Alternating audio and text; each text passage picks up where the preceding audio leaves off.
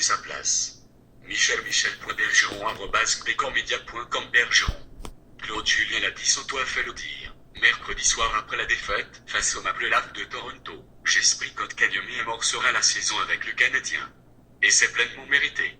En mentionnant que le jeune centre finlandais allait être difficile à écarter des plans de l'équipe, Julien a fait comprendre à tout le monde qu'à moins d'une catastrophe lors du dernier match préparatoire de l'équipe, ce soir, Kotkaniemi sera de l'alignement partant lors de la première rencontre de la saison régulière. Un entraîneur n'arrive pas devant les médias, surtout à Montréal, en lançant ce genre de déclaration sans y avoir réfléchi et sans avoir eu l'accord du directeur général. Il est évident que Julien et Marc Bergevin ont eu de nombreuses discussions à propos du troisième choix total du dernier repêchage et, hier soir, ils ont pris la décision de l'annoncer de façon officieuse. L'attraction du camp, pas de doute que le No 15 a réussi à faire parler de lui durant le camp d'entraînement du Canadien. Il est devenu l'attraction à Montréal. Tout le monde semble avoir son opinion sur ce que le CH doit ou ne doit pas faire avec lui. En fin de compte, Kotkaniemi a forcé la main de l'organisation, c'est aussi simple que ça. Marc Bergevin a souvent répété que c'était aux joueurs de faire en sorte qu'il soit impossible à retrancher. Mercredi, le jeune centre a été jumelé plus souvent qu'à son tour au trio d'Auston Matthews et il n'a pas mal paru. Il joue avec confiance et il ne semble pas impressionné.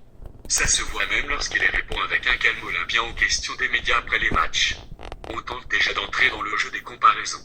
Certains voient en Kotkaniemi un joueur à la Bobby Smith, tandis que d'autres remarquent des similitudes avec Vincent Le Cavalier. On verra, mais n'en demeure pas moins qu'il a fait sa place avec le grand club. Ça, c'est indéniable. Enfin, un premier choix, on le sait, le département de recrutement du Canadien n'a pas eu très bonne presse au cours des dernières années.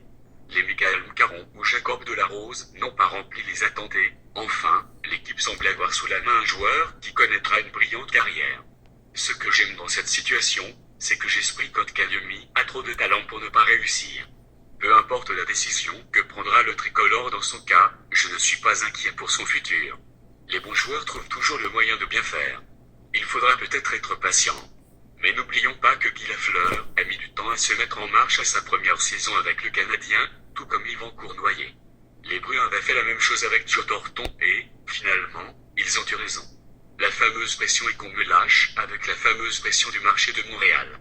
Les joueurs du Canadien auront toujours de la pression et, vous savez quoi? Les meilleurs carburants ça.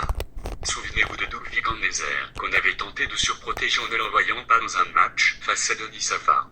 Il ne s'en est jamais remis. Kotkaniemi aura à faire face aux attentes toute sa carrière. Aussi bien s'y habituer tout de suite.